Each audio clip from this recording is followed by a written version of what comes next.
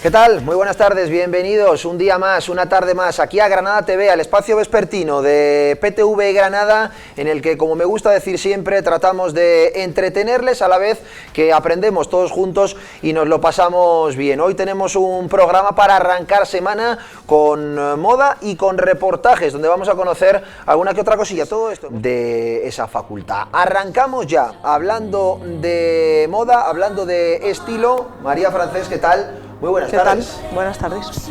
Un placer tenerte con nosotros una semana más y vamos a hablar de eso, ¿no? De estilo personal, pero antes te quiero preguntar por qué, que sepan nuestros oyentes que ayer nos encontramos por la noche María y yo a última hora del día, ella paseando al Perrete y yo iba a tomarme una cerveza con unos amigos antes de ir para casa ya después de estar viendo al Covirán Granada, etcétera, etcétera. Y estuvimos hablando del que es el tema de las últimas horas, prácticamente en el mundo, pero en Europa seguramente sea así, que es el robo de las joyas de la corona en Francia, en el Museo del Louvre, y me decías, estoy living, no he hecho otra cosa en todo el domingo que actualizar noticias.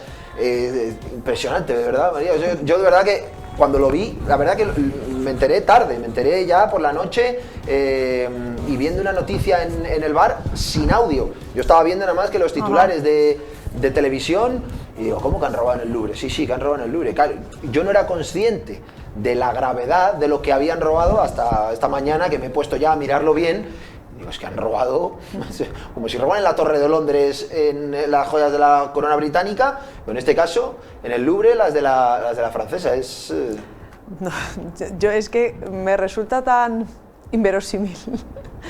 Es de película. Es como de un guión de película y luego, a medida que van saliendo más datos, ¿no?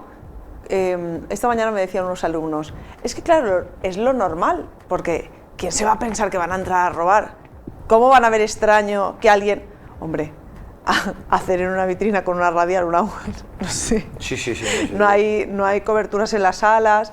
Es verdad que a partir de aquí yo, como decías, he estado leyendo mucho y parece que es una demanda desde hace mucho tiempo por parte de los sindicatos dentro de los museos franceses y en concreto de París, donde ya advertían de la poca seguridad o, a ver, si no tanto seguridad, pues aparte de la falta de personal, las medidas. Esto ya está deshecho. Esto ya no lo vamos a volver a encontrar, o sea, esto ya... Claro, porque esto para ahora, para venderlo, no claro, tiene... O sea, es imposible encontrar un comprador para esto, teniendo en cuenta que lo está buscando el mundo entero y que esto se deshace y se vende por piezas. Eso ya está deshecho por piezas y vete tú a saber, no sé. Pero bueno, ¿y la corona? ¿Y esto? La corona se la dejaron atrás, por lo visto. La corona no. No está, la anterior, que hemos podido ver. Efectivamente. Eran 9 piezas que terminaron siendo 8 precisamente por eso, porque esas las perdieron por el camino. Y se puede que ser, también es muy de película. Se también, puede ser ¿no? cutre. Pierden uno.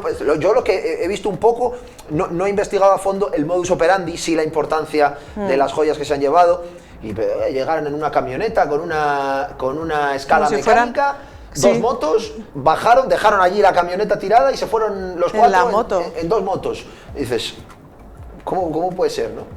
Pues eso te pone un poco a prueba en realidad de las manos de quien estamos, pero yo he pensado esta mañana, si eso, bueno, es verdad que nosotros, como España tiene monarquía, las joyas todavía están, todavía no, las tiene la monarquía española, pero esta parte es como eso.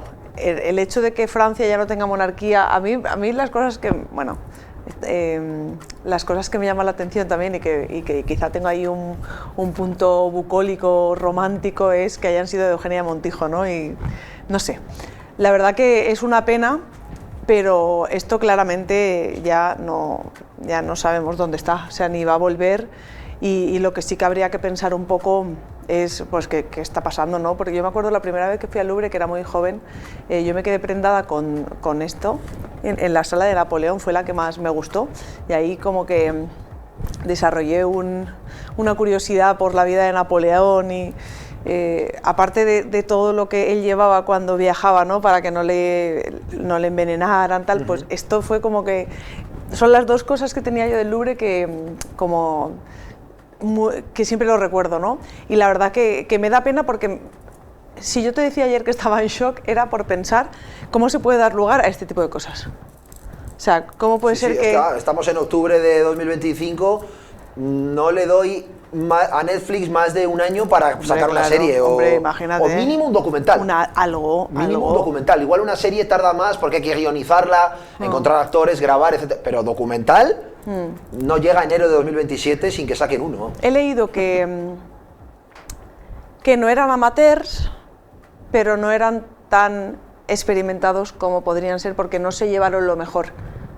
Es verdad que, por ejemplo, hay otra cosa que es el regente, que eso sí, que igual para despiezarlo hubiera sido muy complicado porque es una piedra muy especial, ¿sabes? Y ahí sí que se hubiera notado. Esto al final, pues coges los zafiros, coges las esmeraldas y los rubíes, los diamantes, los separan, los parten y luego que esta es una realidad que hay mucho mercado negro en la venta de joyas. Sí, sí. Entonces... En fin, bueno, pues nos quedaremos con el recuerdo de las fantásticas imágenes y de lo que es esto, porque la verdad que es que yo lo miré por donde lo mire, mira que leo noticias, ¿eh?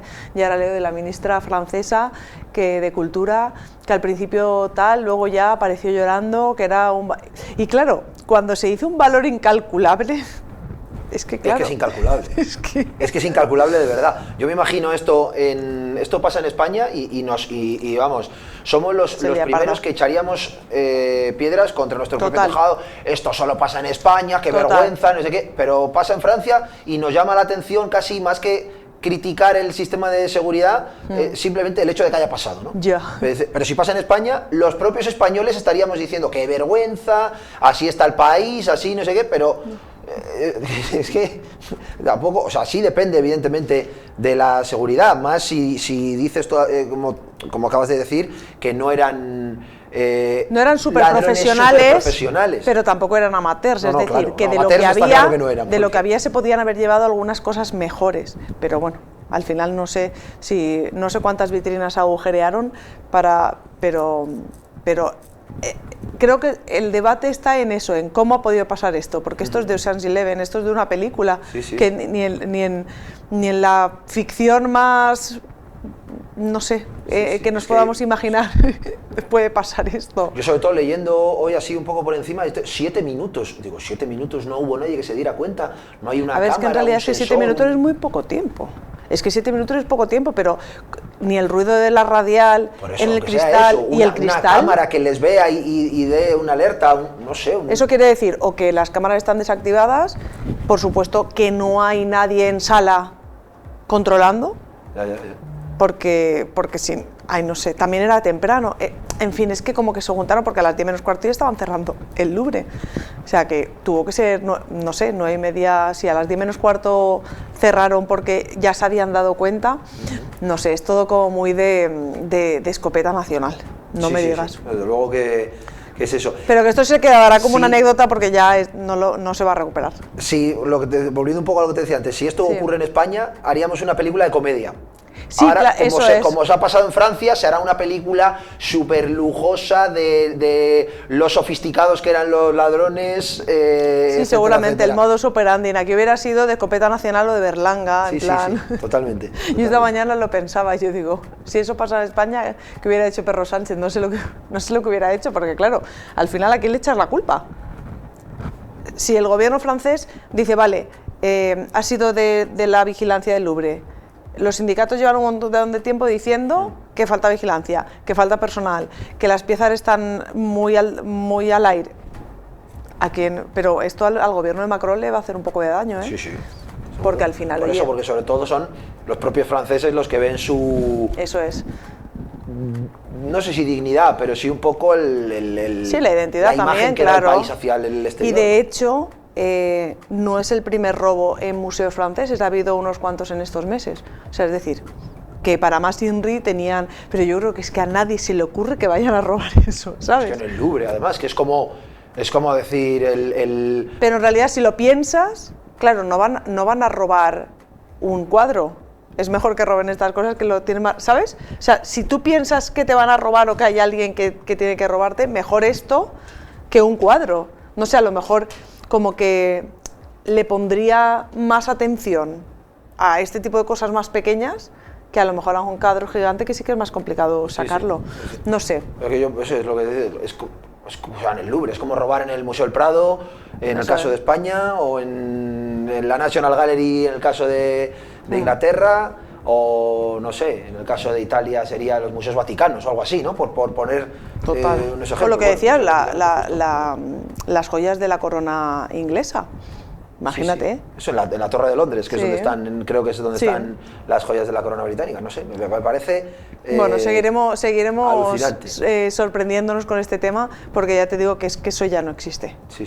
Eso ya está despiezado y vete tú a saber. Igual lo tienen ahí, yo qué sé, no sé. ¿Imaginas el giro de guión que sería que lo hayan organizado los propios sindicatos para demostrar que la seguridad era escasa? Eso sería, lo tengan guardado y digan en un par de meses, o lo devolvemos, pero... Sería muy rebuscado, pero muy de Netflix también, eso. Sí, es muy de película, la verdad. Oye, pues vete tú a saber. Es que... Sacaré este corte, si eso termina ocurriendo, sacaré este corte y lo voy a distribuir por todas las... Di tú que puede... Hombre, me parecería un poco heavy, ¿no? Porque al final están poniendo en juego ahí... Pero bueno, que puede ser, ¿eh? A ver, y a mí lo de todo es como... Y encima pierdes una, ¿sabes? Por el camino. Eso es gracioso, eso no deja de darle un toque cómico también. Me imagino a los ladrones haciendo recuento cuando ya están en un lugar seguro. Que tenemos 8, no 9. Si nos hemos dejado una, nos falta una. Vamos. Y encima dice que la más valiosa de todas, ¿no? Y luego sí, bueno, es una como de las insignias. Y yo pienso en si ellos, el valor, o sea, no sé si lo tendrían tan calculado de dónde iban a ir, o sea, porque en realidad es que 7 minutos es muy poco. O sea, 7 minutos,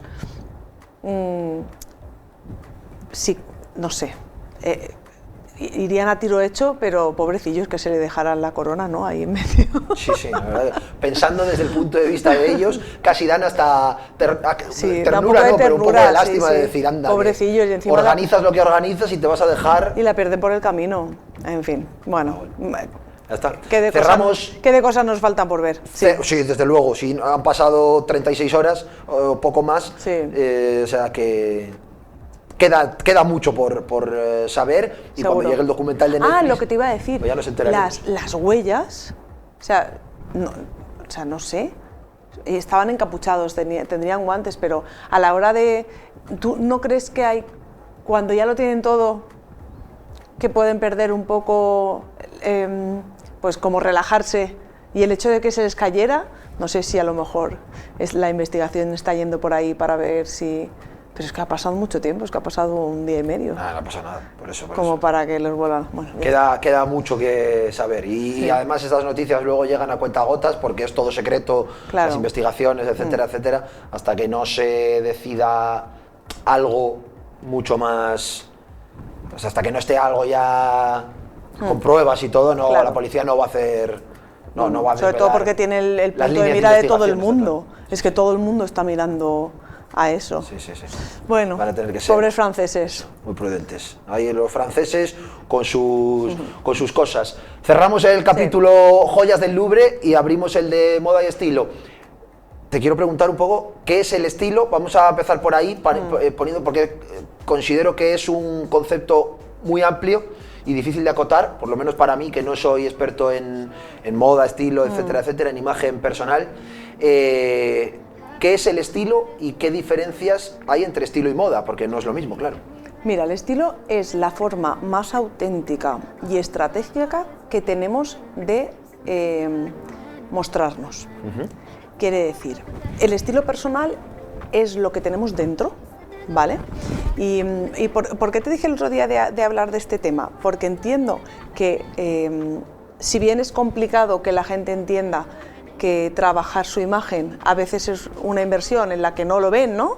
No se dan cuenta que invirtiendo en imagen pueden abrirse oportunidades de trabajo, pueden mejorar sus puestos donde están, pueden encontrar novio o novia, ¿no? O sea, el cuidar su imagen como estrategia, ¿vale? Pero el estilo es aquello que somos y proyectamos. ¿Qué quiere decir? ¿A ti no te ha pasado alguna vez que alguien que te conoce mucho? Porque yo, si es alguien que no me conoce mucho, como que ya, después de mucho tiempo, le doy cero oído, ¿no? Pero si es alguien que te conoce mucho y te dice, Fer, eso que llevas no te pega, ¿no? ¿Por qué te dice eso?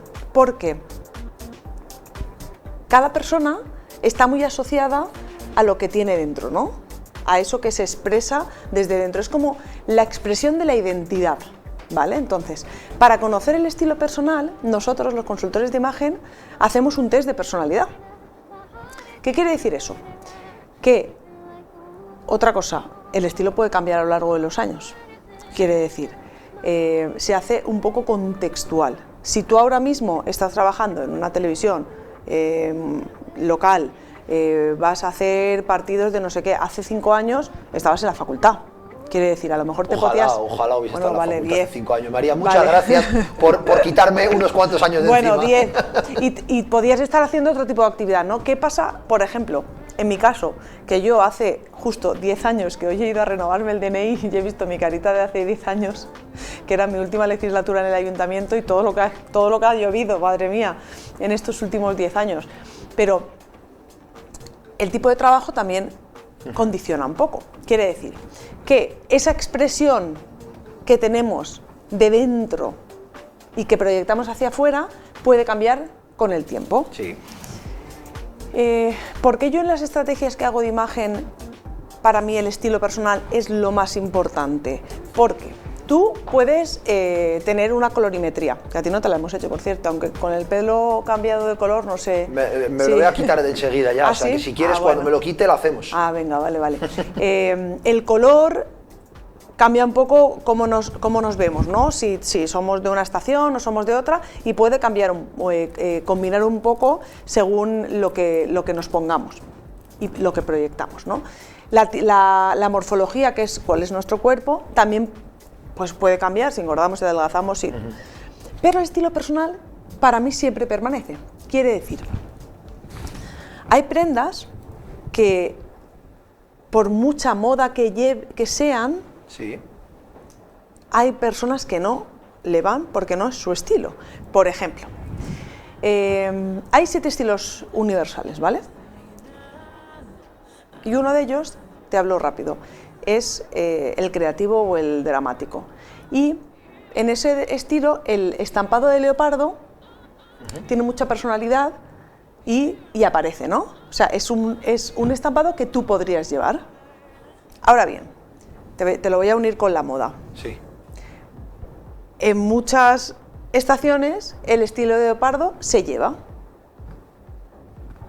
Entonces, hay gente que es tradicional, natural o elegante, que el estilo de leopardo no va con su personalidad, porque ni son, a veces seductores también pueden meter un poco, ni son creativos, que les gusta el tipo de estampados, ni son dramáticos, pero como está de moda lo llevan. Y entonces ahí cuando alguien te dice, eso no te pega, porque no va acorde a su personalidad. Cuando yo hablo de estilo personal, es que va muy a lo que tú tienes dentro y según tu personalidad. Quiere decir, si tú, a mí me llega una clienta y me dice, no, pues yo por las tardes voy al parque con mis niños, ¿vale? Pues obviamente tendré que guiarla en algo que sea de su estilo, pero que no sea algo que rompa cuando tenga que ir perdón, al parque con sus niños, ¿no? Quiere decir que cuando nosotros nos expresamos con todo nuestro ser, es cuando el estilo personal está en su máximo exponente, ¿no? ¿Por qué cuando yo trabajo el estilo personal en mis clientes necesito saber mucho del cliente? Porque cuando una persona se conoce, todo lo que proyecta sale de dentro. Y ahí te ganas a quien tengas que ganarte, ¿no? Entonces, trabajar el estilo personal es mucho más que un color o una morfología, porque es lo que proyectamos desde dentro, lo que tenemos dentro, ¿no? Tú pasa, por ejemplo, cuando yo hago el test de personalidad, que es un test sesudo, o sea, primero te pone una serie de adjetivos que te representan, por ejemplo, pues seductor, romántico, sobrio, serio, refinado, tal. Te pone una serie de adjetivos en los que tú te puedes sentir identificado. Si tú no te sientes identificado es porque eso no va contigo, ¿no? Que ahí es donde eso no te pega, ¿no? Si tú a lo mejor eres una persona que está acostumbrada, es seductora, ¿vale? ¿Qué quiere decir seductor? Que se le ve mucho la piel, que va muy apretado, que lleva encajes, que lleva licra, de repente se pone un traje sastre porque tiene que ir a hacer una entrevista y efectivamente va disfrazado, porque eso no le pega. Entonces, cuando a mí muchas clientas me dicen, es que tú te adaptas a cualquier estilo, no, es que yo no me adapto a cualquier estilo, yo lo que hago es hacer la estrategia en base al estilo personal de cada persona. ¿Por qué?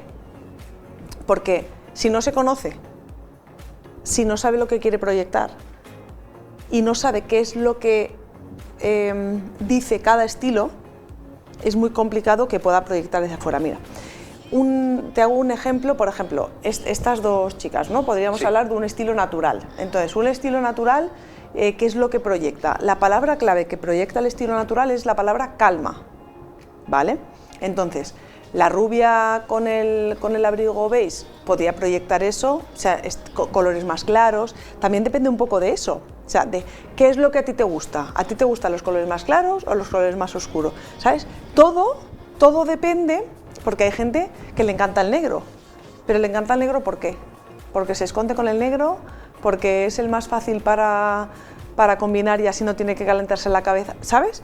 Sí. Entonces, cuando hablan, es que tiene un estilo muy peculiar, no tiene un estilo muy... Por ejemplo, este es un estilo creativo, ¿no? Pues sombrero rojo, un chubasquero amarillo, no todo el mundo lleva eso.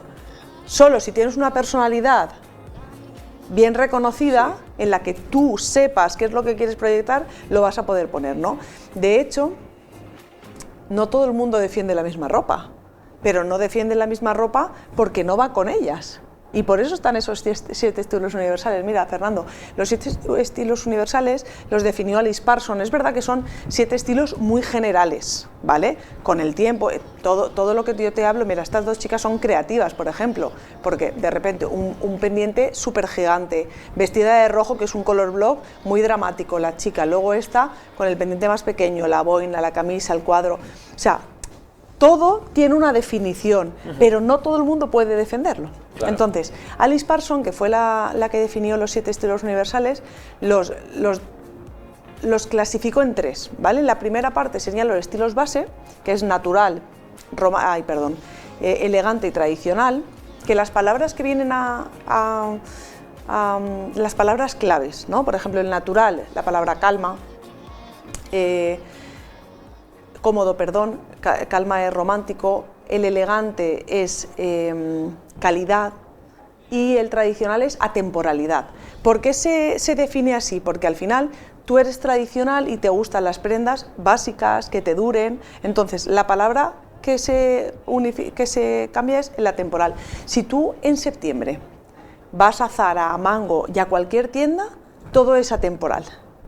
Hasta que no entra un poco más la tendencia, ¿sabes? Por eso muchas veces decimos, es que es todo súper aburrido. Claro, porque es la primera parte en la que vamos a ver cómo van llegando las tendencias, ¿no? Entonces, todos tenemos una base, yo en mi caso tengo la base elegante, ¿no? Que está unido mucho a la calidad de las prendas. Habíamos dicho que el tradicional era atemporal y el elegante es calidad. Luego tenemos los 4. Que son los acento. O sea, de esos 3 siempre tenemos uno.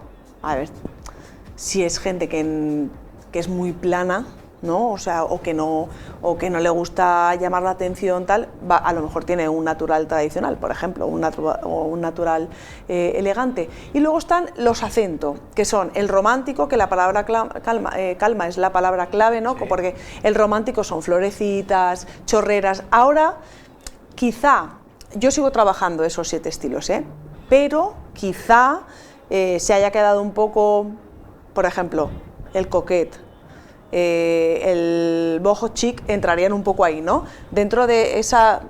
Y luego también esto también va de tejidos. porque por ejemplo el natural utilizan linos, algodones, o sea que son muchos. Sí, sí, sí.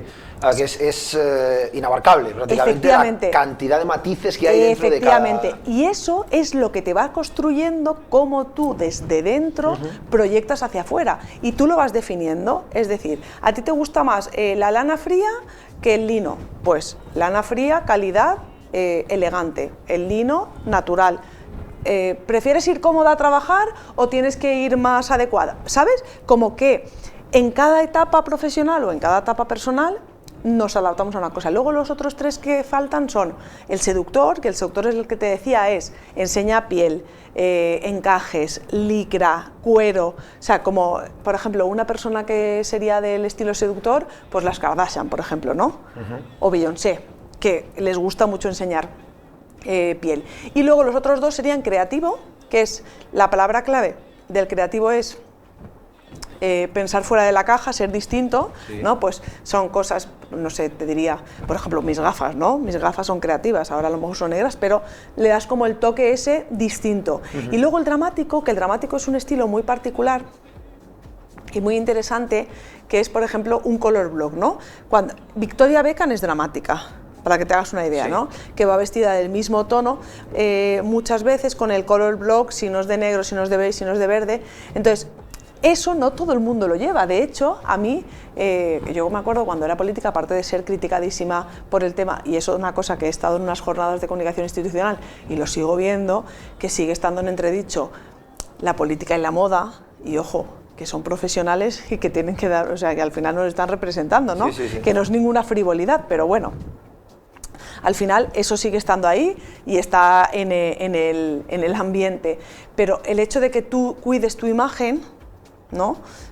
No es nada frívolo, es una estrategia. Claro, yo siempre digo que la imagen es una estrategia. Si nosotros solo tenemos 7 segundos para causar una buena primera impresión, aprovéchalos. Y cuando vayas a llegar a un sitio, por ejemplo, esto lo he contado muchas veces, me acuerdo una persona que nos estaba viendo y decía, ¿y de llevar el pelo limpio para una entrevista de trabajo? Claro, o sea, hay 3 cosas que siempre que hay que llevar. Para mí, las 3 cosas que mejoran tu imagen personal y son gratis son llevar el zapato limpio, el pelo limpio y la camisa planchada. No es el caso nuestro de hoy. No, la verdad que hoy está... Yo la he sacado, así, esta bueno. No se nota porque es de rayas, pero yo la he sacado... Es verdad que el lino se arruga con mirarlo, sí, es que sí. Es una cosa que... Yo la he sacado de la maleta, pero bueno, bromas aparte, esas serían las 3 cosas. Ropa planchada, zapatos limpios y pelo limpio. Y luego hay 2 cosas que también ayudan a mejorar tu imagen personal. Una es una sonrisa, porque la sonrisa no cuesta nada y te alegras tú porque te genera endorfinas y alegra al de enfrente, ¿no? O sea, no sé, es tan fácil sonreír y sentirte reflejado en alguien que sonría. Y hay otra cosa que es muy importante y que, ojo, que a veces a los consultores de imagen a veces hay que saber cómo decirlas, que es el tema de la higiene. Sí. Tanto en la higiene bucal como la higiene personal, porque hay personas que por exceso o por defecto de olor pueden fastidiar un poco tu imagen, ¿no? Entonces, esas cosas que son súper sencillas y que son prácticamente gratuitas, mejoran tu imagen personal. Si eso ya lo haces y le sumas que vas vestida adecuada a tu estilo, y cuando hablo de tu estilo, hablo de la norma y del contexto. Quiere decir, si yo ahora, por ejemplo, que tengo un trabajo más creativo, que doy clase, tal, no sé qué, yo para ir a dar clase muchas veces voy en zapatillas, porque mis alumnos son 40, van en zapatillas y me adapto un poco. Tengo clase los lunes a las 8:30 y como que me adapto un poco, ¿no? Si doy clases en la Cámara de Comercio, doy clases, pues eso, dentro de mi estilo, que eso es lo más importante. Al final, cuando tú ves a alguien que va vestido distinto, es porque se conoce muy bien y es capaz de defenderlo, porque sí, a lo que te iba a decir, a mí mucha gente cuando yo empecé a diseñar, yo pensaba, nunca se me ha pasado por la cabeza ser diseñadora de moda, entre otras cosas porque la gente me dice, me encanta lo que llevas, pero nunca me lo pondría, ¿no? Por ejemplo, el estilo dramático y creativo son personas que compran mucho vintage, ¿no? Porque al final estás comprando prendas que son totalmente distintas y que no la lleva nadie, ¿sabes? Entonces, si a ti no te gusta comprar ropa vintage, tú no vas a ser creativa. El otro día estaba en Madrid en un shopping el sábado y estaba con una clienta y claro, estuvimos en varias tiendas vintage y al final acabamos en Humana. O sea, estuvimos en Humana Vintage, que es como un poco más especial todo, y acabamos en el Humana normal, porque al final ella es pues una tradicional. Entonces, pues en vez de ir a Zara, pues te compras el jersey de cuello vuelto y te lo compras allí. Y yo le decía, yo digo, esta tienda no te gusta porque eres cero creativa. O sea, cero creativa. Entonces, incluso en las tiendas donde compras, ya está hablando mucho de tu estilo. Yo cuando hago la entrevista en personalidad, la entrevista en profundidad a mis clientas, yo les pregunto hasta dónde compran, cuáles son los colores que les gusta, porque es la única forma de saber. Y mucha gente me pasa que cuando empieza a rascar hacia adentro, ¿no? Porque yo toda la primera parte, yo trabajo la imagen desde 4 dimensiones, que creo que te lo he contado alguna vez. La imagen interna, que es toda esta parte en la que sacamos toda la información para hacer un diagnóstico de esencia, cómo eres y cómo te quieres proyectar y cómo puedes estar tú a gusto en los espacios donde te encuentres, ya seas en un emprendimiento, en una consulta porque eres médico, con tus niños en el cole, con tus amigos los fines de semana. Muchas veces también hay que diferenciar en los contextos en los que estamos. Luego trabajamos la imagen estética, que es, yo me voy a tu armario y te hago un personal shop, un detox de armario, que es un servicio que sale muchísimo porque a la gente le encanta. Mira, nosotros compramos por emociones, compramos porque estamos de subidón y porque estamos de bajón. Y muchas veces, cuando llegamos al armario a ponernos algo, no nos lo ponemos porque ese día estábamos de subidón o de bajón y ya hemos podido comprar moda. Hemos podido comprar algo que el color no funciona, ¿no? Por eso yo siempre digo que invertir en imagen es una inversión a largo plazo, porque al final tú te haces un test de color, que vienes a mi estudio, te hago tu test de color y ya te vas con todos los colores que te favorecen. Ya no te vas a comprar ningún color que no te favorezca. Y además es que es mágico. O sea, yo el otro día estaba con esta clienta y de repente ella es una recta suave, ¿no? Tiene un cuerpo rectángulo, muy rectángulo. Incluso su forma del rostro, muy rectángulo. De repente le pusimos un jersey, que era el color que le favorecía, que era como un turquesa clarito, un poco sucio. Ella es un otoño que le da para jugar con esa profundidad del color. Le puse aquí unas formas redondeadas como una especie de manga jamón, pero claro. Y ella me dice, yo no lo veo, pero entiendo lo que me dices. Es que me veo mucho mejor que con el otro color, ¿sabes? Al final, cuando tú estás sacando esa parte de esencia y le juntas, ¿no? ¿Qué es lo que quiero trabajar yo con esta chica, por ejemplo? Que su forma son tan rectas que necesito darle alguna forma redonda. Tiene muchas líneas. Entonces, de esa forma ya estoy trabajando con la estrategia para lo que pueda proyectar dentro de su estilo, dentro de su color, y lo que proyecta es bien, ¿no? Pero antes, haciendo ese previo de qué es la forma de expresión más auténtica y genuina que tú tienes de dentro. Y esto sirve. Por eso yo lo enfoco mucho a la marca personal y al liderazgo, porque yo siempre digo que el liderazgo empieza por la autoestima. Entonces, primero te tienes que mirar, saber cómo eres, saber lo que proyectas, cuál es tu autoconcepto, cuál es la autopercepción que tú tienes de ti, para saber que eso es lo que a ti te gusta. Iba a contar una cosa, pero esto no puedo contarlo. O sea, no, pero es que son metas de clientas que, o sea, estas las cuento porque son fuera. Pero muchas veces en esas preguntas que yo hago, algunas son un poco capciosas y saco otras cosas que están subyacentes y que no salen de primera, ¿no? Pero que al final salen. Entonces es muy interesante porque cada estilo que está tipificado es un patrón. Tú piensas que son patrones de comportamiento. Y cuando nos conocemos bien sabemos cuál es el patrón de comportamiento que tenemos, ¿no? Por eso yo, aparte del test de personalidad, también hago un test de temperamento que viene de los arquetipos de Carl Jung. O sea, quiero decir que es totalmente arquetípico, pero te dice mucho de ti. Y entonces, cuando tú descubres eso, lo que proyectas es esa expresión de identidad, ¿no? Para mí, el estilo personal sería la expresión de identidad más auténtica y genuina que puede existir. Pero para eso te tienes que conocer mucho, por eso tienes que hacer un trabajo previo para saber cuál es tu estilo. De hecho, ahora que se llevan los pantalones bombachos, pues yo le meto el criterio de, si te pones un pantalón bombacho te va a cortar la pierna, pero también es que eso no te pega, ¿sabes? Sí. Que es lo que decimos, al final, lo hemos dicho nada más empezar, es un término amplísimo. Súper. que requeriría 2 o 3 programas probablemente para poder guiar a la gente, pero bueno, yo creo que más o menos, ¿no? La gente se puede hacer una idea con lo que hemos hablado hoy. 3, 4 ideas claves, ¿no? Lo que ha sido votado. Sobre todo, me quedo con el hecho de que el estilo es la imagen, o sea, lo que proyectamos de lo que tenemos dentro, ¿no? Efectivamente, es una expresión de identidad. Hay mucha gente que se piensa que el estilo es ir a la moda y no tiene... No. Es una expresión de identidad. Exacto, yo he aprendido eso, hoy he aprendido eso, que no es... o sea, que el estilo y la moda no son lo mismo. No. Por ir a la moda no significa que vayas con estilo. Hay mucha gente, no es que es súper estilosa, ¿por qué? Porque lleva la típica chaqueta y el pantalón que se pone Rocío Sorno y lo saca. No. Exacto. O sea, es como tú sabes defender lo que te sale de dentro. Entonces, por eso yo lo definiría como el estilo personal es la expresión de la identidad auténtica y genuina que tenemos dentro y que, por supuesto, tenemos que conocernos bien. Pues lo he dicho, María, que seguro que a la gente en casa le han quedado claras esas 2 o 3 ideas, que investiguen ellos por su cuenta o que me llamen. Y que ahí está, y ahí que queda en YouTube esto para que, oye, lo puedan volver a ver y el que se haya quedado con ganas de más, por lo menos pueda volver a escuchar este ratito y seguro que seguir aprendiendo y seguir buscando dentro de cada uno para aprender a encontrar ese estilo personal. María, muchas gracias. Gracias a ti. Estaremos atentos a las joyas del Louvre y que seguiremos mirando dentro de nosotros cada uno para aprender también un poquito más de estilo, etcétera, etcétera. Muchas gracias. Gracias.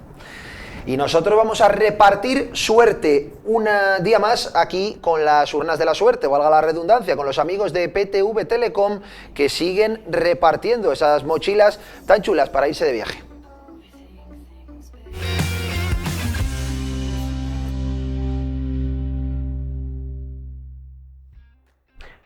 No es la primera vez que está con nosotros, pero queremos volver a ver esos vídeos tan chulos que han montado nuestros compañeros y para conocer un poquito mejor a nuestros amigos comerciales, que no me salía la palabra, de PTV Telecom, hoy con Lady.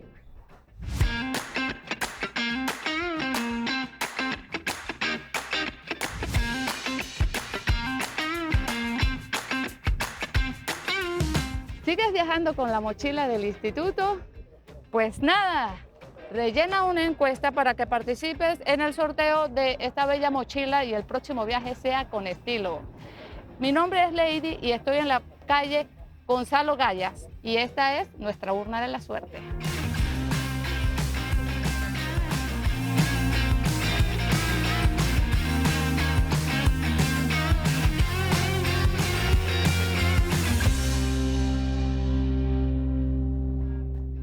Lady, PTV Telecom, ¿qué tal? Muy buenas. Hola, buenas. De esos papelitos que enseñabas en el vídeo, tienes repleta la urna, así que... Claro que sí, vamos a ver. Vamos a ver a quién repartimos suerte el de la suerte de hoy, vamos a ver. Venga, ahí con la mano dentro de la urna. La mano inocente. Isabel Gutiérrez. Isabel Gutiérrez es el nombre de nuestra afortunada en el día de hoy y la que se lleva la mochila que estábamos poniendo en juego para todos los espectadores y, como siempre digo, para todos aquellos que tienen a bien acercarse ahí a los stands de PTV Telecom, rellenar una pequeña encuesta, los datos y ya pueden rápido ganar, por supuesto llevándose también para casa las mejores ofertas de telefonía, de televisión, de fibra, absolutamente de todo. Sí, ¿Cómo estás tú, Lady? Que no te he preguntado. Pues muy bien, ya acostumbrada con las papeletas, a que se acerquen a rellenar las papeletas y a darle la suerte a los y con la satisfacción, efectivamente, de repartir suerte para todos ellos. Muchísimas gracias, Lady. Vale, un día más. Gracias. Vamos a hacer una pausita aquí en PTV Granada, en Granada TV. Enseguida volvemos, no se pueden ir, que la pausa es cortita, se lo prometo.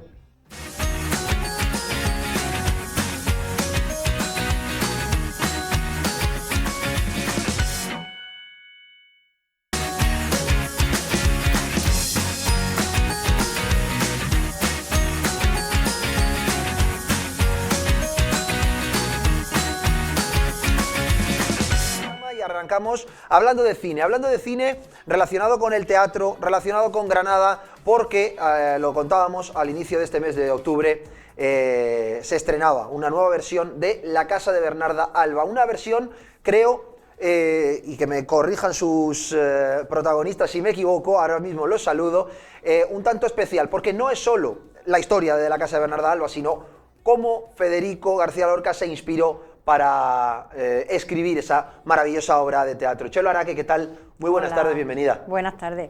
No es solo la obra, es que está hecha en la casa de Bernarda Alba, en las paredes, en las habitaciones donde se gestó, donde él escuchaba desde la casa de sus primas en el pozo, que tienen un pozo medianero que todavía está, todavía existe.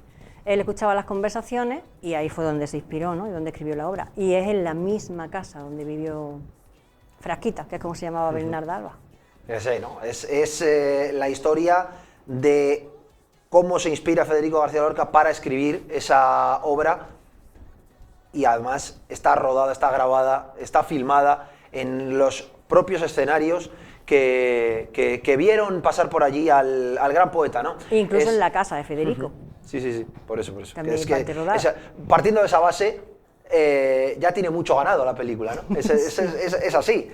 Cuando una película, el escenario es el escenario real de lo que ocurrió y de cómo ocurrió, como digo yo, el porcentaje ya... El porcentaje invita a verla. La base es buena, ¿no? Ya es buena, ya invita a verla. Sabes que está el patio, las cuadras, donde Adela se veía con Pepe el Romano, que tienes allí hasta elementos que eran todavía de Pepe el Romano, ¿no? Porque nosotros hemos tocado las espuelas de Pepe el Romano que están allí todavía. Entonces invita a verlo, dónde se gestó, dónde pasó, dónde ocurrió, porque ocurrió, a pesar de que sea una ficción. Porque la casa de Bernarda Alba hay mucha gente que lo tomará como una obra de teatro, pero es una obra de teatro inspirada en pura realidad. Las vivencias de Federico García Lorca en la vida real. Totalmente, hay partes que están ficcionadas, pero la base, la más sólida, es real y es lo que ocurría allí. Chelo es actriz y encarna a Bernarda Alba en la película, y además es la directora creativa de la dirección de arte. De esta directora de arte de la película, y contamos también con Uriel Araque, que es quien, si no me equivoco, encarna a Federico García Lorca de joven, en sus edades más tempranas. Uriel, ¿qué tal? Bienvenido. Muchas gracias, muy bien, y que es un honor hacer de Federico García Lorca de joven en esta maravillosa obra. Preguntaros un poco, ¿no? Porque para quien no lo sepa, sois madre e hijo.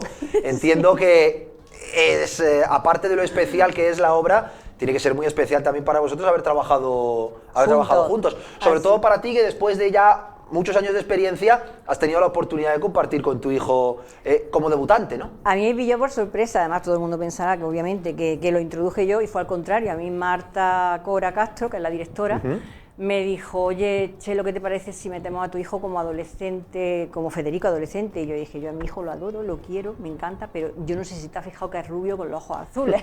Tú ya, lo que tú veas. Eso lo soluciono yo en el etanolaje, tú no te preocupes. ¿Me lo dejas? Digo, te lo dejo, te lo vendo. Y así fue. La experiencia fue maravillosa, porque verlo por allí, en los entresijos, en el rodaje, porque él, una vez que hizo su papel, que es cortito, él dijo: yo aquí a lo que haga falta, y estuvo los 2 días de rodaje, estuvo como ayudante de dirección, que era mi otra faceta, y él iba a la casa de Federico, traía, tienes que encontrar 14 sillas, pues él se iba a la casa de Federico y buscaba 14 sillas y traía 14 sillas, entonces ver cómo se movía en el engranaje del rodaje fue un regalo. Para mí fue una experiencia que no voy a olvidar nunca, y yo creo que para él también, lógicamente. Pues se lo vamos a preguntar, ¿cómo fue para ti, ¿no? Trabajar con tu madre y lo que ella dice, no solo delante de las cámaras, sino estar por allí prácticamente como uno más del equipo, que al fin y al cabo es lo que eras, uno más del equipo, claro. Pues trabajar con mi madre es un orgullo, porque en una obra tan grande y tan importante, pues trabajar con tu madre es una cosa muy bonita. Y pues sí, estuve allí en la casa de Federico, de Bernarda, y da mucho respeto estar allí solo en la casa de Federico, porque sientes su presencia allí, como abriéndote las puertas, como que no estás solo realmente, pero muy chulo, una experiencia increíble. Sí. ¿Conocías ya la casa de Bernarda Alba antes de trabajar en la película? Sí. Mi madre actúa allí en la... Es que tengo que decirte que hacemos unas visitas teatralizadas, que llevamos 7 años haciéndolas, entonces desde chiquitito está metido en la casa de Bernarda Alba por allí, jugando a su vera, entonces hace 7 años que la conoce. no le vino de extraño. Es una obra que hay que conocer, evidentemente, ¿no? Y que él va a conocer ahora en el colegio, o sea, exacto, que yo ya la conocí tiene también por ahí, colegio, instituto, no recuerdo exactamente si fue finales de la ESO, principios de... Exacto, cuarto de la ESO. Sí, cuarto de la ESO, claro, yo es que hice la ESO en el colegio, por eso decía yo colegio, instituto. Sí, finales de la ESO, principio del bachiller, es más o menos cuando empieza a conocerse, ¿no? Esa obra para los estudiantes de este país. Pero claro, yo entiendo que en Granada tiene todavía más presencia por ser Federico García Lorca el autor. Contadme un poco cómo es llevar, no solo, como decíamos, no solo la propia obra de teatro a la pantalla, sino la historia de cómo se inspira Federico y cómo luego él escribe la obra, etcétera, etcétera. Pues una aventura porque yo llevo 7 años haciendo la visita teatralizada, llevo 7 años metida en el papel de Bernarda, pero de pronto plantarlo delante de la pantalla era como un reto completamente diferente, mucha responsabilidad y siempre te estás preguntando si está siendo fidedigno, si le estamos dando veracidad, si se va a entender cómo él se... De hecho, en la película empieza cuando Margarita Sirgu, que también hago el papel de Margarita, le propone a Federico, que así fue, por eso la escribió, le propone a Federico que escriba una obra de mala, que ella ya estaba cansada de hacer papeles de diva maravillosa y quería hacer un papel de mala, ¿no? Y Federico es ahí donde decide que eso que él está rumiando, porque Federico además era muy feminista, y eso que él estaba rumiando en su interior cada vez que iba a casa de sus primas, a lo mejor era el momento de contarlo al mundo, ¿no? Y tú tienes que contarlo de la misma forma, o crees que vas a contarlo de la misma forma que crees que Federico le hubiese gustado que se contase, o Margarita, cualquiera de los dos. Y yo creo que nos ajustamos bastante a... De hecho, es que no podía evitar... Como estabas en su casa, lo que él dice, cuando entra a su casa y entra sola, que nosotros tuvimos que entrar muchas veces, es como que su presencia está allí, ¿no? Y no puede evitar decirle, ya son muchos años, hay confianza, yo le digo, Fede, estamos ajustándonos a lo que tú querías contar, ¿no? Y yo creo que sí nos hemos ajustado bastante, yo creo que refleja bastante bien. Además, mucha gente no lo sabe, pero puede que la obra desencadenase finalmente lo que pasó con Federico, ¿no? El asesinato de Federico. Porque ya había mucho detrás y en contra de él, y la obra fue como una gotita que colmó el vaso. Más respeto te da. Luego hablamos un poquito de cómo la obra, de lo que cuenta la obra, ¿no? Realmente, y todo el mensaje que hay de fondo, porque habla de represión, de muchas... una madre... machista probablemente, ¿no? Y sin probabilidad. Probablemente no, con toda seguridad. Y sin probabilidad. Con esas actitudes que a principios del siglo pasado se tenían en nuestro país y que han pervivido durante mucho tiempo, ¿no? Hasta que, bueno, han ido cambiando las cosas. Quiero también que veamos el tráiler, lo vamos a hacer, pero creo que tenemos a plató y seguimos hablando de esta nueva versión de La Casa de Bernarda Alba, que hace muy poquitos días se estrenaba, y estábamos hablando del trasfondo de la obra, y como nos comentabas, Chelo, de que probablemente esta obra fuese un poco la gota que colmó el vaso para bueno, pues que ocurriera lo que ocurrió después, ¿no?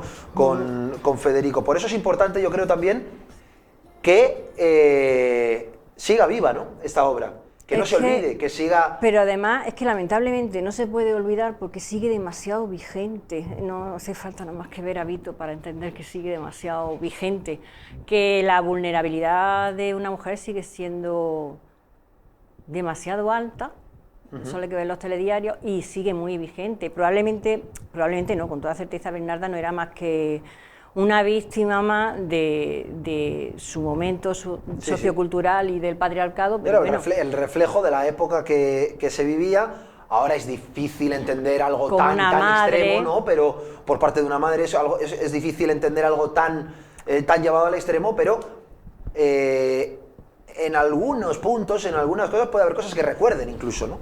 Todavía a día de hoy, quiero decir. Muchas, demasiadas.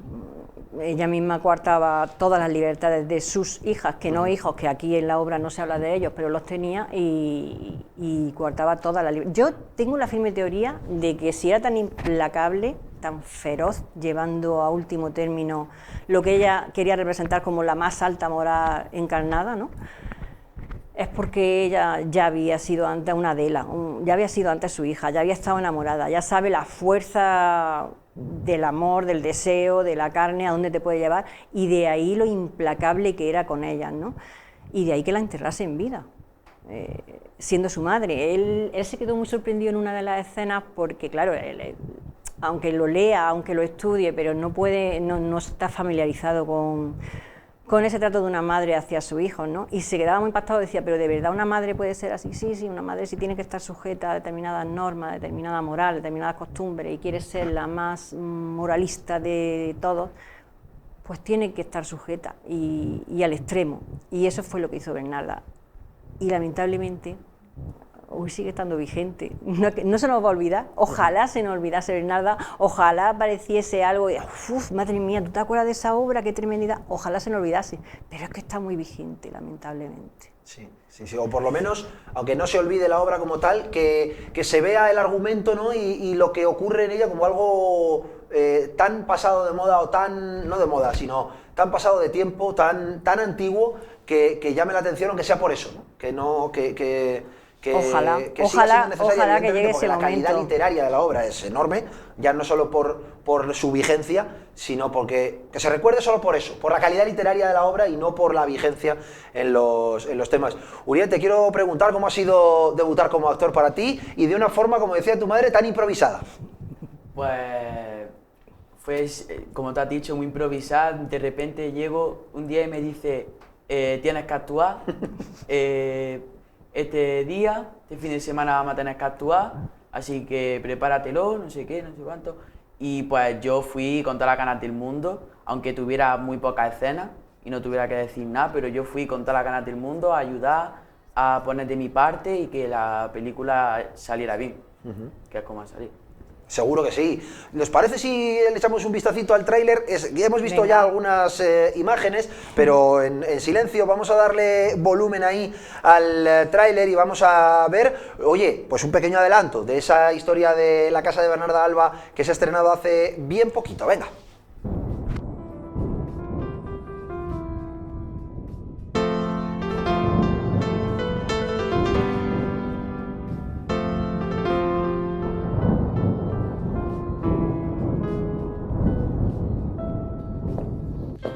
¿Sabes, Federico? Tengo un deseo enorme de hacer un personaje de carácter.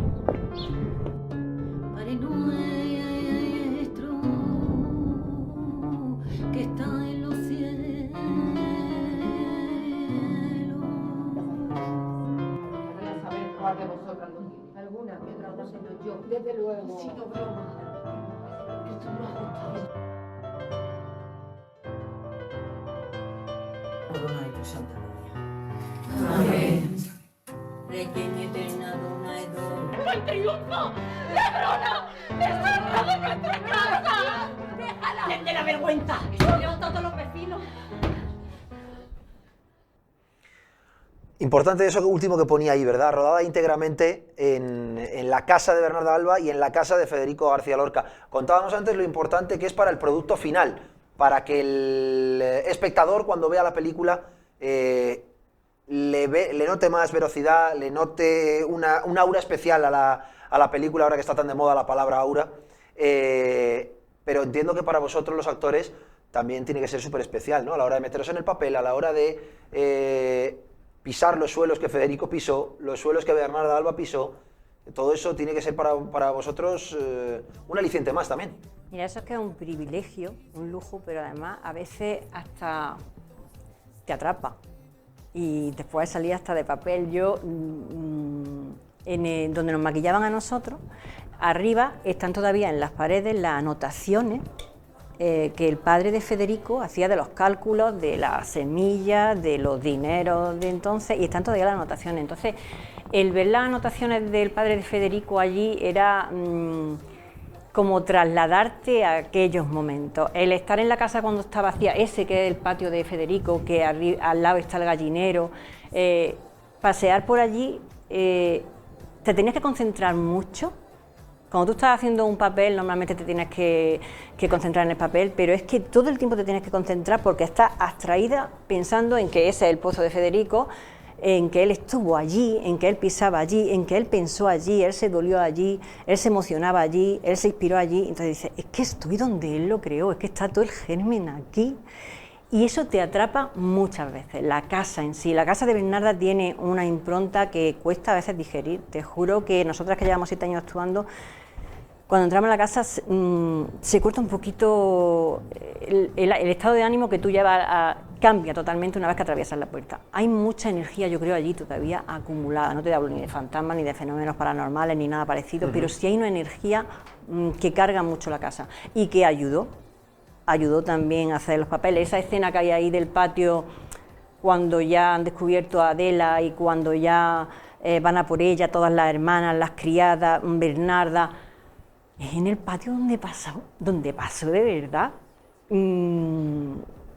Te ayuda, pero también te atrapa muchas veces. Un poco arma de doble filo, ¿no? Sí, no siempre, no solo es una ayuda, sino que... Sí, porque en cualquier momento que tú estás descansando, que todavía no has entrado a escena o que estás preparando arte en otra escena, te da la sensación de que te está mirando, te da la sensación de que está aprobando o desaprobando lo que estás haciendo, te da la sensación de que se está sintiendo juzgada o se está sintiendo por fin liberada, te da la sensación de que nunca estás sola allí, nunca. Tiene que ser... Oh, ¿cómo lo estás contando? Estás invitado, a las visitas. La peli es en el Isabel la Católica el día 12, pero a las visitas estás invitado, tienes que venir porque tienes mi palabra de que te va a impactar. No, vamos, no niego que eso sea así, es que tiene que ser así, seguro. Me has quitado casi de la boca la siguiente pregunta, que es casi ya para ir acabando. ¿Dónde se puede ver la película? Todo aquel que nos esté viendo y esté interesado en disfrutar de ella. Pues mira, el estreno que vamos a hacer en Granada Capital va a ser el día 12 de noviembre en el Isabel la Católica. Pero el 5 de noviembre ya se puede ver en el Festival de Cine de Hombres por la Igualdad en Maracena. Creo que el 14 es en Jerez. En Málaga, en el teatro, en el Cine Albéniz, sí. Que ya tenemos los primeros laureles, ya nos han seleccionado para el Festival de Cine de Igualdad de Málaga y lo van a ver en el Cine Albéniz y no sé exactamente qué día, pero es antes que todo, o sea que tiene que ser antes del 5 de noviembre. O sea que ya mismo. Ya mismo, a verlo, estamos a 22 de octubre, en nada. Una semana. En nada estamos vestidas de luto otra vez. Bueno, pero si es para ponerse en el papel y volver a encarnar estos papeles, será un privilegio. Desearos a los dos que salga todo maravillosamente bien, que a la gente le guste, seguro que va a ser así, que la gente, no sé si disfrute es la palabra, pero salga de ver la película con la sensación de que ha visto una buena película y que por lo menos reflexione sobre lo que ha visto, y que yo creo que eso será algo positivo, ¿no? Para vosotros. Sí, que no se nos olvide. La gente salga diciendo, tengo que darle una vuelta a lo que acabo de ver. Sí, que aquello no solo fue, que lamentablemente sigue siendo. Uriel, que lo dicho, que espero que hayas disfrutado, que te lo hayas pasado bien y que, quién sabe, si esto es solo ya sé que juegas a baloncesto, me lo han chivado, que juegas a baloncesto en la cantera del Covirán Granada, quién sabe si en unos años te vemos ahí en la pista del Palacio de Deportes o te vemos en las películas del futuro. O sea que por ahí, o en las dos, que no hay que cerrarse camino. Es que ha sido un placer teneros a los dos aquí y que salga todo maravillosamente bien en la promoción y lo dicho, sobre todo que a la gente le guste. Eso esperamos, eso esperamos abiertamente. Pues cerramos el capítulo cinematográfico, enseguida nos vamos a ir hasta Cúllar Vega, porque allí tenemos a la compañera Laura Nieto para inaugurar junto a todos ustedes el Parque Periurbano de La Charca, en la localidad del área metropolitana. Enseguida nos vamos hasta allí.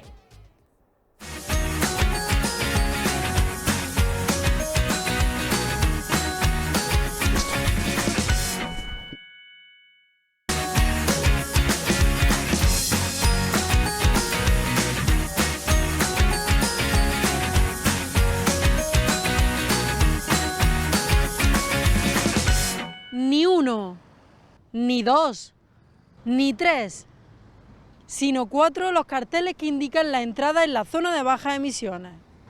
Desde hoy, 1 de octubre, Granada multará el acceso a los vehículos sin etiqueta o que no estén empadronados en la ciudad.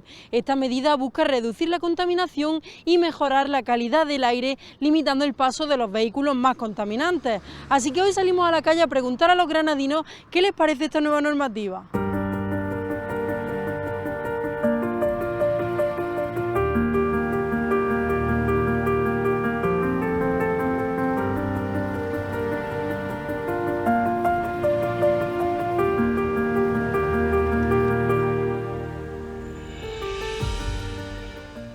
¿Sabe usted que desde hoy entra en vigor la zona de bajas emisiones? Sí, así que lo sé, y me está cayendo muy mal, y no estoy conforme en que esa orden esté, ni por la cabeza, ni por el gobierno, ni por nadie. ¿Por qué? Porque yo tengo hijos precisamente en los pueblos, vienen a trabajar. ¿De qué pueblo es usted? No, yo vivo aquí en el Saidí, pero mi hijo vive en Armilla, y otros viven en La Gavia.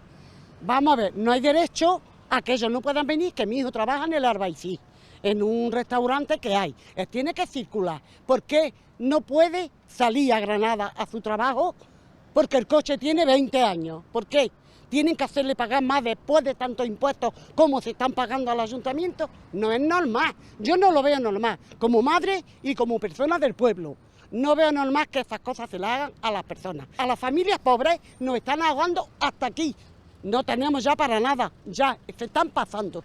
¿Y cree que esta medida también puede afectar a los comercios de Granada que tienen trabajadores de los pueblos, no? Hombre, claro, a todos en general, a todos. A los comercios más que a nadie, porque cuando tú tengas un comercio aquí y tú no puedas venir, ¿qué haces? Mira, por ejemplo, en mi calle tenemos esto de la Madre Coraje.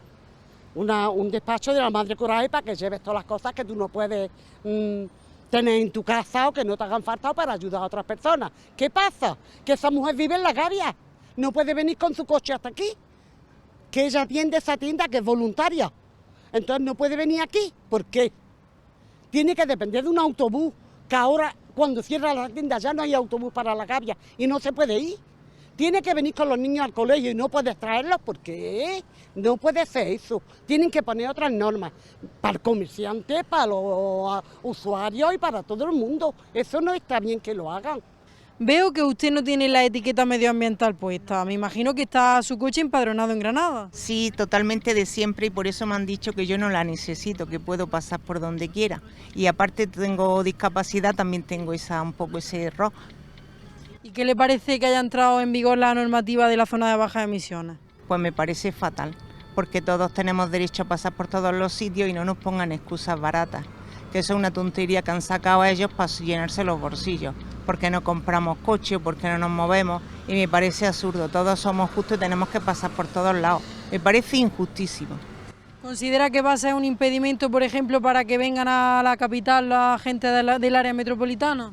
Totalmente. Me parece increíble, porque a lo mejor hay gente que necesita el coche para venir a trabajar o algunas cosas urgentes, y es increíble que hagan esto y no piensen en esas personas o en esos niños que tienen que llevarlos a colegios, a sitios o a médicos. Entonces me parece injustamente lo que han hecho. Todos tenemos derecho a tener todo, y si no que busquen otras excusas y otras historias.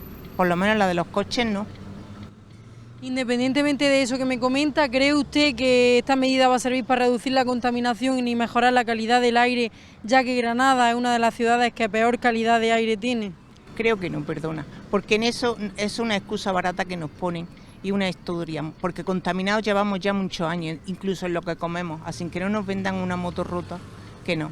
La contaminación está de muchos años y son ellos los primeros que están contaminando la ciudad, no los pueblos, porque los pobres, que aunque contaminan, tendremos que tener agua, luz y todas las cosas que ellos nos venden, porque todas las personas tenemos lo que nos venden, no lo que nos da la gana. Entonces eso ahí estoy en acuerdo, porque es que eso existe de hace años, pero claro, tienen que sacar una moto para que callemos todos y seamos prudenticos, pero no.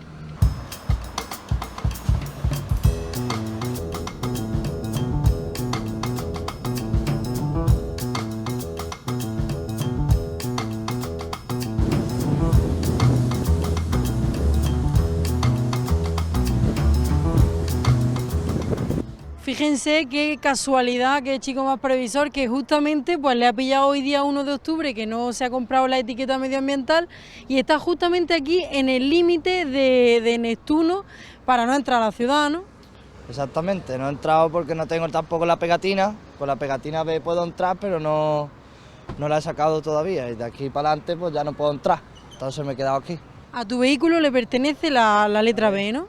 La B. ¿Y de qué pueblo eres tú? De Archidona, Málaga. Ah, vale, pensaba que eras del área metropolitana. Bueno, ¿qué te parece que entre en vigor esta nueva medida? Hombre, está bien por el tema de contaminar, pero a bastante gente pues le joderá bastante, porque por ejemplo a mí, mi novia estudia aquí, tengo que venir a recogerla, la traigo, la llevo y es bastante jodido, porque ahora el que no tenga un coche con el distintivo B está jodido.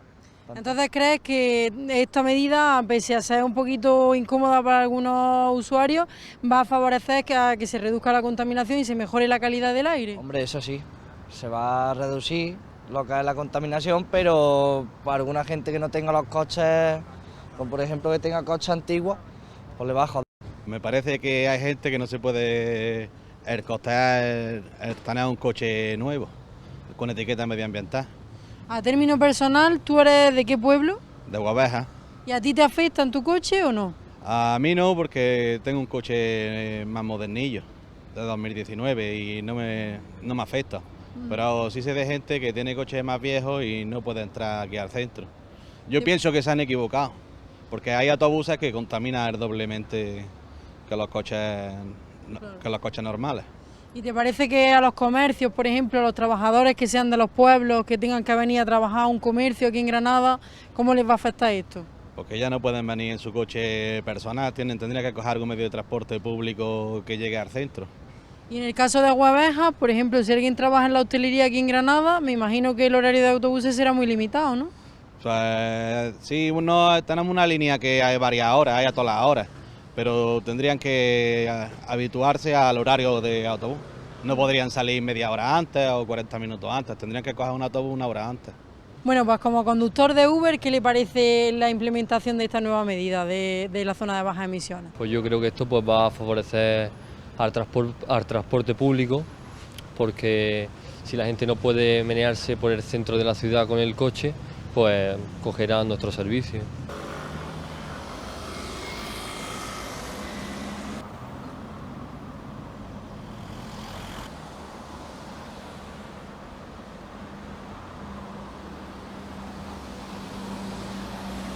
Existen algunas excepciones en la CBE que mucha gente no conoce y una de ellas es venir al taller, ¿no es así, Paco? Sí. Cuéntanos cómo sería un poquito el proceso. Bueno, el proceso sería lo mismo, el coche vendría, se haría su parte de entrada y luego habría que subirla a una plataforma que ha hecho la Asociación de Talleres a una plataforma con la factura en PDF y ya está. Con ese se valdría. O sea que si la gente es de algún pueblo del área metropolitana o de la provincia de Granada, podría entrar a la capital sin problema para venir al taller. Claro, siempre tiene que venir al taller o entrar en un parking que esté asociado al ayuntamiento y estar una hora mínimo.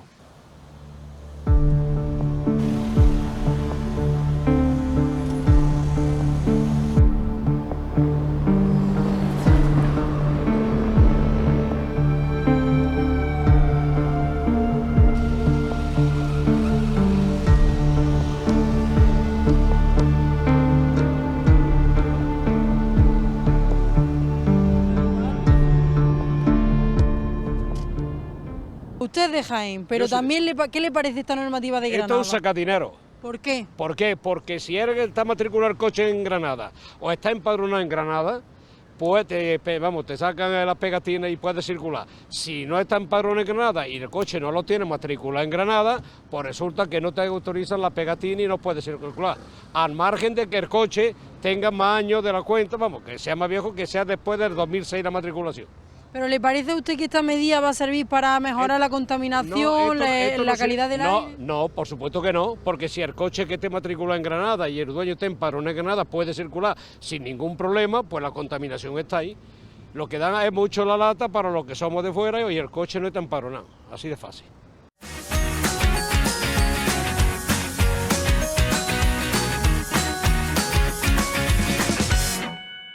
El cambio de hora. El cambio de hora, horario de invierno que entra este próximo fin de semana. La madrugada del sábado al domingo a las 3 serán las 2. La frase tan manida esa, ¿no? De a las 3 son las 2. dormimos una hora más, el que esté de fiesta estará de fiesta una hora más, y el que esté viendo una película, pues mira, igual tiene suerte y en vez de 2 horas y media le dura 1 hora y media, porque cuando termine la película no ha pasado tanto tiempo. Cada uno que emplee esa hora en lo que considere más oportuno, pero yo quiero preguntarle a Gregorio Mora, buen amigo de esta casa ya, es la 3ª vez que nos visita, ¿cómo afecta ese cambio de hora, esa hora de más que vamos a vivir este fin de semana en nuestro descanso, y algún que otro tip para intentar que afecte lo menos posible? Creo, si no me equivoco, que el cambio al de verano afecta más porque lo que haces es perder 1 hora en vez de ganarla, pero quiero que me lo confirmes tú. Gregorio Mora, ¿qué tal? Buenas tardes. Buenas tardes, ¿cómo estamos, Fer? Un placer otra vez estar aquí contigo, con vosotros, con esta familia, y poder ayudar en esa parte de esa hora que nos roban, que me he preguntado hasta ahora mismo, ¿qué afecta más? Afecta tanto el dormir mucho como el dormir poco. O sea, nosotros tenemos un reloj biológico que tiene la precisión de un reloj suizo, por hacer una comparación. Esa hora que nos roban nos afecta seriamente porque pensamos que no tiene nada que ver, que venga, vamos a estar 1 hora más en la cama. Pues esa hora más lo que produce es un desajuste en ese reloj biológico. Esto se le llama jet lag social, que ya lo hacemos nosotros, porque sí, porque con todo el avance tecnológico ya sacrificamos horas sin más por estar haciendo scroll o estar viendo la tele o lo que sea, pero que esta hora que nos roban nos afecta más de lo que nos pensamos, hasta el punto que supuestamente este robo de hora o este cambio horario era por un ahorro energético, que esa es la teoría de todo esto. En 2018 ya se firmó en la Comunidad Europea como que debería dejarse hacer este cambio horario porque era más perjudicial a nivel de salud que a nivel económico. En Estados Unidos creo que la diferencia, o en España, en cualquier parte del mundo, es una diferencia de un 0,5%, es mínimo ese ajuste económico por ese cambio horario, pero a nivel de salud sí que tiene mucha consecuencia. Solamente la semana que van a cambiar esa hora, que nos roban la hora de sueño, va a haber un 6% más de accidentes mortales debido a la falta de sueño, la falta de concentración y no estar cuando tenemos que estar porque nos roban ese tiempo de sueño. A nivel de lesionarnos, hay más lesiones hasta en un 15% en esa semana. Te voy a hablar solamente de esa semana. No voy a entrenar la semana que viene. No, porque es verdad, o sea, muchos deportistas se lo toman muy en pie ese cambio de hora porque saben que afecta en su rendimiento deportivo y que tienen hasta un 15% más de probabilidades de lesionarse. Solamente por algo tan sencillo como un cambio de hora. Entonces hay que tomarse muy en serio a nivel de salud y a nivel de sueño que ese cambio de hora no es algo que se queda ahí en el aire, venga, sí, que me tiro 1 hora más en la cama, no, está afectando seriamente. ¿Cómo podemos solucionar qué es lo que queréis? Es a lo que hemos venido, Gregorio, a que nos cuentes cómo podemos solucionar esto y cómo paliar los efectos. Lo suyo, lo que yo recomiendo a todos mis pacientes es que se vayan preparando. Estamos hoy a miércoles. Correcto. Nos quedan todavía, para el cambio horario, 3 días más. Un cuarto de hora cada día. Adelantar esa hora para que cuando llegue ese cambio de hora no sea tan brusco. Se nota. No se afecta nada, un cuarto de hora estamos hablando de que en vez de acostarte a las 11 te vas a acostar a las 11 menos cuarto. Y vamos a ir así hasta llegar al punto del cambio de hora para que nos afecte mucho menos. Otra cosa que debemos hacer sí o sí, que es totalmente necesario cuando tenemos esos cambios de hora, tanto sea ahora como en verano, exposición a la luz natural. Es el calibrador de nuestro reloj biológico interno, el que nos dice cuándo comer, cuándo acostarnos, cuándo levantarnos. La luz y la oscuridad es uno de los marcadores. Entonces, ese cambio de hora, ahora lo vamos a notar, porque lo que nos levantamos a las 7 de la mañana o a las 8, cuando te levantas es de noche, lo sabes. Sí. Ahora no será de noche, o sea, amanecerá un poquito más tarde, un poquito antes, perdón. Exponernos a esa luz. No hace falta que nos tiremos 1 hora tomando el sol, simplemente que entre la luz del día y que a través de nuestros ojos nuestro reloj interno se calibre. Y otra cosa que debemos hacer, que esto pasa muchísimo, sobre todo en esta fase, cuando llega de verano a invierno, que llega la oscuridad, se oscurece mucho antes y empieza a entrarnos esa pereza, ya no queremos salir, ya nos quedamos en casa y perdemos mucha de la actividad que hacemos en verano. Seguir haciéndola porque ese movimiento, esa salida, ese ir al gimnasio o ese paseo, va a seguir ayudándonos. Si nos quedamos en casa, al final lo que acabamos haciendo, la mayoría de la gente, es consumir más pantalla, tener más dopamina chatarra, y eso afecta aún más en ese cambio horario. Entonces es muy importante tener todo eso. Y otro tip muy importante, que ahora llega el frío, tener la habitación a una temperatura adecuada, no volvernos locos, empezar a taparnos, empezar a poner las calefacciones, porque eso también perjudica mucho a la calidad del sueño. Entonces, con eso la gente paliará mucho más ese cambio horario, ese desfase horario, ese jet lag social, y tendrá menos consecuencias. Y a ver si conseguimos reducir ese 6% de accidentes mortales o ese 15% de lesiones, se pueden reducir. Un dato que me acabo de acordar, perdona. En Estados Unidos he dicho que se pierde, o sea, el consumo energético era de un 0,5% en la factura de luz, que es insignificante, o sea, no tiene nada que ver. En Estados Unidos, cuando se cambia el cambio horario, se pierden más de 435 millones de dólares en concepto de productividad por la somnolencia de los trabajadores, solo por el cambio horario. Creo que es más perjudicial que beneficioso. Entonces hay que tenerlo en cuenta eso. Desde luego que sí. Este debate que está habiendo en los últimos días, que está ahora tan vigente precisamente porque el gobierno, creo que ha sido el gobierno español, ¿no?, el que quiere impulsar que en la Unión Europea deje de hacerse el cambio de horario. Ya se votó, en 2018 se votó, lo que pasa es que ahora España está haciendo fuerza porque se ha dado cuenta que a nivel fisiológico, a nivel de salud afecta más. Vale, si esto se llevase a cabo y desapareciese el cambio de horario, dejásemos de cambiar en octubre y en marzo la hora, marzo-abril, ¿no? Suele ser marzo-abril. ¿Eres partidario de mantener el de invierno o el de verano? ¿En qué horas deberíamos estar siendo productivos, etcétera, etcétera, y cuáles debemos dedicar al descanso? Hay gente que prefiere el de verano porque dice que por lo menos así cuando salga de trabajar tiene todavía 2-3 horas de luz y puede hacer cosas. Hay otros que prefieren el de invierno porque dicen que el trabajo debería ser de 7 a 3 y punto, y aún así tendrías pues también 2-3 horas de luz solar para el tiempo libre. No sé, ¿tú qué opinas? En función, eso va a repercutir mucho en función de la zona donde vivas. Por ejemplo, aquí en el sur, a nosotros nos va a gustar más el horario de verano, pero mi recomendación es que es más saludable el de invierno, porque compensa más cuando te levantas por la mañana y sigues teniendo ahora cuando ya ajustemos ese horario tendrás más luz que si no, ahora con el de verano te levantas a las 8, 8:30 y todavía sigue siendo de noche, no te has activado, y como hemos dicho hace un momento, la luz y la oscuridad son reguladores biológicos nuestros. Entonces, viviendo donde vivimos ahora mismo, aquí en Andalucía, en Granada, respetaría más el horario de invierno, es más saludable para nosotros. Que hay países que no cambian la hora, ¿eh? Pero en Europa hay países que no. No, en Europa claro, en Europa se cambia, ¿no? Eso sí, sí, yo sé que hay países que no cambian porque tuve un primo que vive en Emiratos. Emiratos no cambia.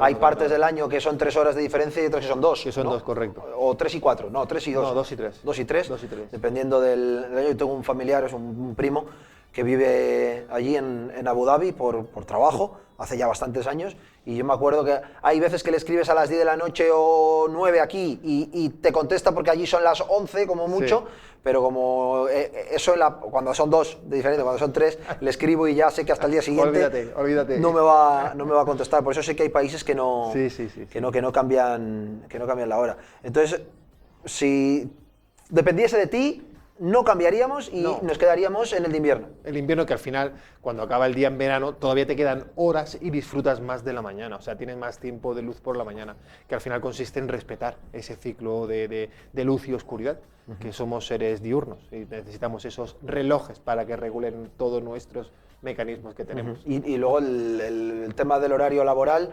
también reducirlo. Lo de partir la jornada a mí nunca me ha gustado. A mí tampoco me gusta. La jornada partida no la veo nada saludable. Exacto, porque al final estás... Al final, en las 2 horas de descanso del medio, no descansas. Paras de trabajar, pero no descansas. Estás todavía con el ahora tengo que volver, no sé qué. Al final estás 10, 11 horas al día enfocado en trabajar, ¿no? Entonces es verdad que de 8 a 4 o de 7 a 3, dependiendo un poco... En función del trabajo, porque también habrá trabajos que sí claro. que se necesite, por ejemplo, en sanidad, en seguridad... No, claro, sí que tiene que haber en más los rotación. que no sea imprescindible... Pero en un trabajo convencional, a día de hoy, una jornada continua es mucho más efectiva, mucho más productiva, vamos, que se ha demostrado. Lo que pasa es que seguimos aferrándonos a eso de mediodía para descansar, pero al final ni descansas ni nada. Lo suyo es, bajo mi punto de vista, a nivel personal, mi opinión es esta. Entonces opino sobre esto. Pero que hay que respetar los ciclos y que la gente ponga en práctica de verdad, Fer, los tips, porque se nota muchísimo. Parecen tontos, parecen absurdos, pero son tan efectivos con nosotros y con nuestra salud que luego se ve. Te voy a cambiar radicalmente de tema, Dale. o no tanto, porque tú has hablado mucho de que si la luz natural, que nuestro cuerpo vea y sienta la luz natural, porque eso es un poco el reloj del cuerpo, por así decirlo. Y te quiero llevar a un tema que está también muy de moda en las últimas fechas, sobre todo a raíz de las declaraciones del futbolista del Atlético de Madrid y la selección española, Marcos Llorente, en ciertos medios de comunicación. En algunos, en más de uno creo que ha sido, de hecho en los propios medios oficiales de la selección creo que le hicieron un pequeño vídeo hablando de sus rutinas, etcétera, etcétera. El uso de luz roja en casa, el uso de luz roja también, pues eso, en el gimnasio incluso, se le puede ver en alguna que otra imagen, el uso de gafas naranjas y rojas que bloquean ciertos grados o ciertos colores dentro de la luz. Explícanos un poco cuál es su argumentación y si estás de acuerdo o no, si tiene sentido lo que dice o no, porque yo he leído tantas cosas de un lado y del otro que ya no sé a quién creerme. Y a ti te creo, Gregorio. Mira que bien, muchas gracias. A ver, lo que comenta Marcos Llorente sí tiene razón, pero hay que dar toda la información, porque aquí vemos a un personaje como es... Y ahí estamos viéndolo, ¿no? En el gimnasio también entrenando con luz roja. Correcto. A ver, esto hay que cogerlo como... O sea, hay que explicarlo como es, hay que cogerlo con pinzas. Sí. Esto de la luz roja, de las gafas amarillas y de las gafas rojas, lo que se intenta es recrear las tonalidades de luz que aparecen durante el día. Cuando tú te levantas, el sol está amarillo, fuerte, a mediodía está azul, que es cuando vemos el cielo azul, que está muy claro, es muy blanco, no es que está azul, que está muy blanco, y cuando llega el atardecer se pone rojizo. Esta tecnología y estos dispositivos, estas gafas de colores, lo que hay que hacer es utilizarlas primero con inteligencia y saber utilizarlas, porque si yo me pongo todos los días las gafas amarillas desde que me levanto hasta que me acuesto, al final voy a acabar teniendo un problema de vista sí o sí. Cuando amanece, ¿cuánto rato se tiene amaneciendo? 30 minutos, 40 minutos, una hora. Sí. Vale, pues si tú eres una de las personas que no tiene la posibilidad de exponerte a la luz, porque vives en una... te levantas y te vas a la oficina, tienes poca exposición, tienes poco tiempo para que te dé esa luz, ponte esas gafas amarillas durante una hora, más o menos. Recrea el tiempo. La luz roja, exactamente lo mismo. Cuando se va el sol, enchufamos, nosotros tenemos la corriente, ponemos las luces, estas luces azules, que es como si fuese mediodía. Eso confunde nuestro cerebro y no lo prepara para dormir. ¿Qué es lo que hace Marcos? Recrea esa puesta de sol. Pero eso tiene que ser durante un tiempo determinado. ¿Pero esto en interiores, en exteriores o indistintamente? En interiores sobre todo porque ahora, por ejemplo, se hace de noche muy temprano. Estás en tu oficina, no ves el atardecer. Lo que estábamos diciendo hace un momento, no tienes ese indicativo, no le dices a tu cerebro. Tu cerebro funciona por señales. Si se pone el sol, tú no lo ves y tienes una luz azul, sigues trabajando, sigues activo, tu cuerpo sigue en alerta. Si le pone la luz azul, el cuerpo entiende que tiene que bajar ritmo. Le estás diciendo a tu cerebro, afloja, que ya llega el momento, igual que las gafas rojas. ¿Por qué?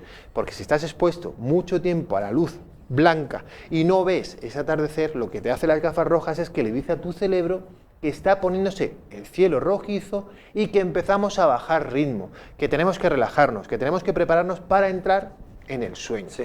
Eso es lo que hace Marcos. Marcos lo hace muy bien, tiene toda su casa por la noche, que lo vemos ahí en el gimnasio con su luz roja porque seguramente estará haciendo algún estiramiento, no estará entrenando, porque te digo yo que lo conozco y a esa hora él no está entrenando. Él estará haciendo algún estiramiento o algo para relajarse, destensar y bajar el ritmo del cuerpo. Lo hace con la luz roja durante un tiempo determinado. Tú no puedes poner la luz roja a las 6 de la tarde cuando oscurece y quitártela a la 1 de la mañana cuando te acuestas, porque no hay ningún amanecer que dure tanto.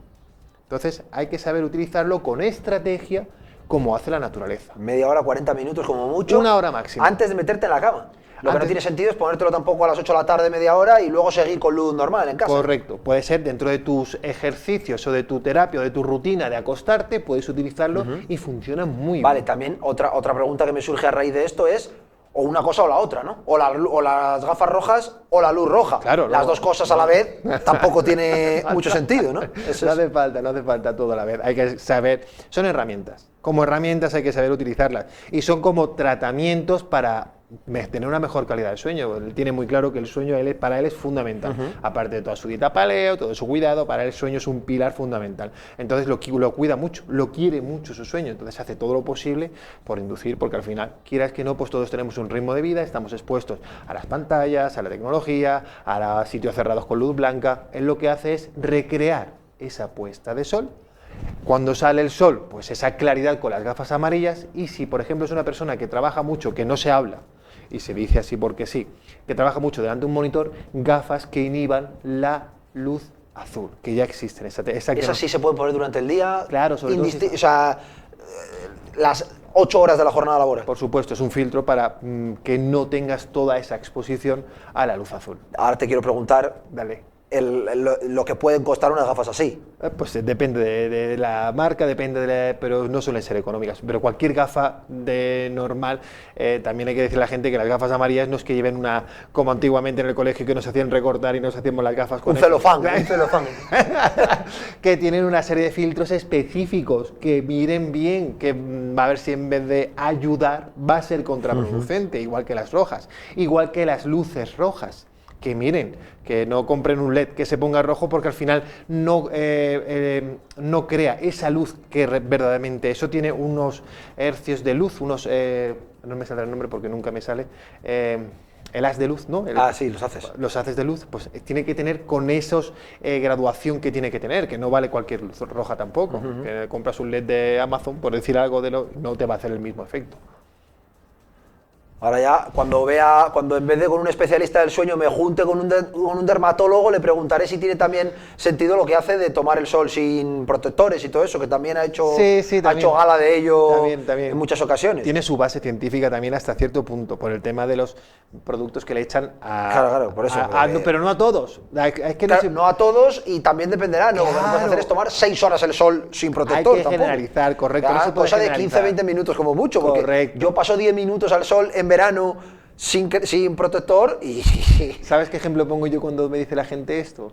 Digo, mira, más acostumbrado que estará un beduino del desierto a estar expuesto al sol, no creo que hay pocas poblaciones del mundo que estén más acostumbrados, y se cubren hasta los ojos. Se pintan por debajo negro para no tener reflejos. Hay que exponerse, por supuesto, totalmente necesario, pero como he dicho hace un momento, todo hay que analizarlo bien y saber qué información estamos recibiendo. No a lo loco ahora me pongo y venga a disfrutar.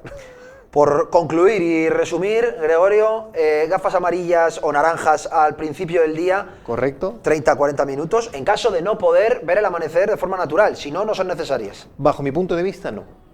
Al final del día, las rojas, lo mismo, 30-40 minutos, cuando Correcto, ya estamos reduciendo actividad antes de meternos en la cama, o la luz roja, y durante el día, como mucho, si trabajamos delante de una pantalla... O, por ejemplo, que estás muy expuesto a focos. Sí. Aquí, por ejemplo, que estamos muy expuestos a focos. Me las voy a comprar, las de la luz azul. Las que inhiben la luz azul. O la luz amarilla, ¿no has visto que muchas veces también se la ponen... él se las pone cuando tiene que hacer entrevistas, se pone las gafas amarillas, porque también es una sobrecarga para el cerebro. No es hora, a lo mejor, de tener esta carga de luz azul. Creo que lo hemos resumido y acotado bastante, y seguro que a la gente le ha quedado bastante claro. Gracias una vez más, Gregorio. Estamos en octubre, para mediados de diciembre te vuelvo a traer a que nos des consejos de cómo dormir con frío. Bien. Y a qué temperatura tiene que estar una habitación, etcétera, etcétera, y consejos para descansar bien, aunque haga frío. Y prepararnos para la Navidad, que también es importante. Venga, perfecto. Quedamos entonces ya a mediados de cuando pase el puente, entre el puente y las vacaciones. Perfecto. Estás aquí otro día para darnos consejos para las vacaciones de Navidad. Muchas gracias, Gregorio. Muchas gracias a vosotros.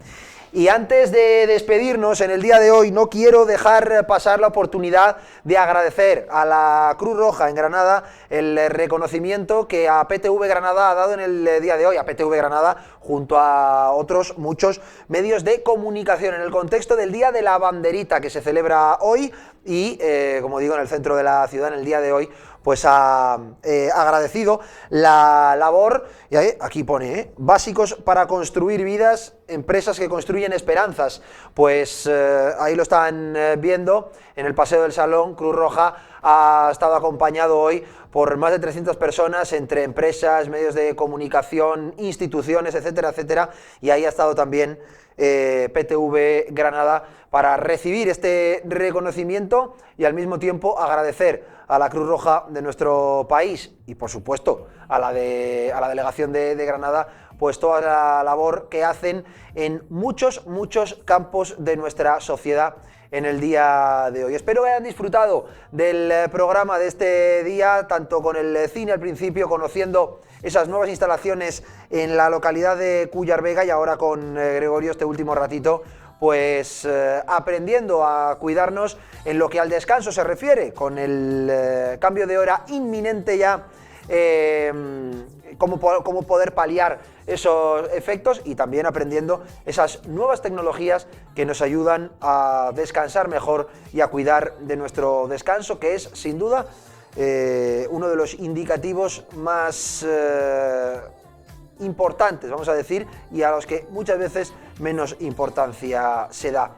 Mañana más, y mañana, se lo conté ayer, programa especial desde el Colegio Ave María Casa Madre en el Albaicín, en el barrio del Albaicín de nuestra capital.